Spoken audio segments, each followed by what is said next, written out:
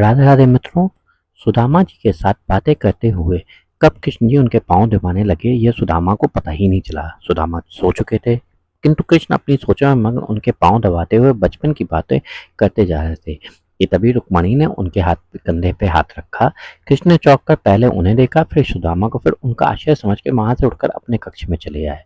कृष्ण की ऐसी मगन अवस्था देख रुक्मणी ने पूछा, स्वामी, आज आपका व्यवहार बहुत ही विचित्र प्रतीत हो रहा था। आप जो इस संसार के बड़े से बड़े सम्राट द्वारिका आने पर तनिक प्रभावित नहीं होते, वे अपने मित्र के आगमन की सूचना पे इतने भाव बेहल हो गए कि भोजन छोड़कर नंगे पाँव उन्हें लेने भागते चले गए।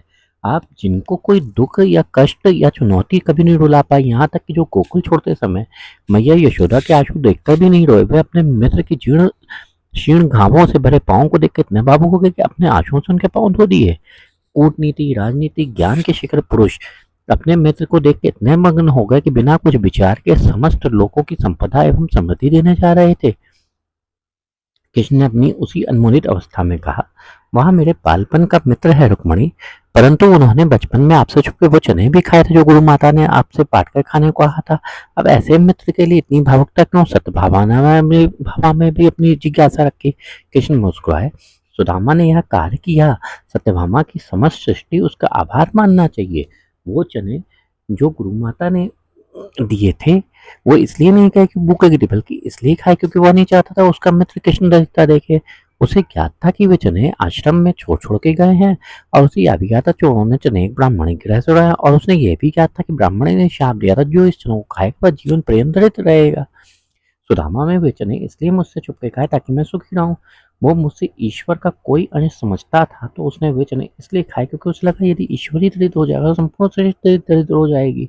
सुदामा ने समूह सृष्टि के कल्याण के लिए स्वयं से क्या क्या इतना बड़ा त्याग रुक्मणी के मुंह से स्वतः ही निकल गया। मेरा मित्र ब्राह्मण है रुक्मणी, और ब्राह्मण ज्ञानी और त्यागी होते हैं। उन्हें जन कल्याण की भावना कूट कूट के भरी होती है। इक्का दुक्का अपराधों को यदि छोड़ा जाए तो ब्राह्मण ऐसे ही होते हैं। अब तुम ही बताओ, ऐसे मित्र के लिए हृदय में प्रेम नहीं तो और क्या उत्पन्न होगा? प्रिय, गोकुल छोड़ते हुए मैं इसलिए नहीं रोया क्योंकि यदि मैं रोता तो मेरी मैया को अपने प्राणी छोड़ देते, परंतु मेरे मित्र के ऐसे पाँव देख के, ऐसे घावों को देख के मेरे हृदय भर आया। रुक्मणी, उसके पाँवों के एक घाव और जीवन की ऐसी दशा मात्र इसलिए हुई क्योंकि वो अपने इस मित्र का भला चाहता था। पता है रुक्मणी, परिवार को छोड़कर किसी और ने कभी इस कृष्ण का इतना भला नहीं चाहा। लोग बाग मुझसे उनका भला करने की उपेक्षा करते हैं, पर सुदामा जैसा मित्र ही होता है जो अपने मित्र के सुख के लिए स्वेच्छा से दरिद्रता और कष्ट आवरण हो लेता है। ऐसे मित्र दुर्लभ होते हैं और ना जाने किन पुण्यों के फलस्वरूप मिलते हैं। अब ऐसे मित्र को यदि त्रिलोक की समस्त संपदा भी दी जाए तो भी कम है। कृष्ण ने अपनी भावुकता से भराए हुए स्वर में कहा। इधर कक्ष में समस्त प्राणियों के नेत्र सजल थे, और उधर कक्ष के बाहर खड़े सुदामा नेत्रों से गंगा की जमुना बह रही थी। जय श्री कृष्ण जी। राधे राधे।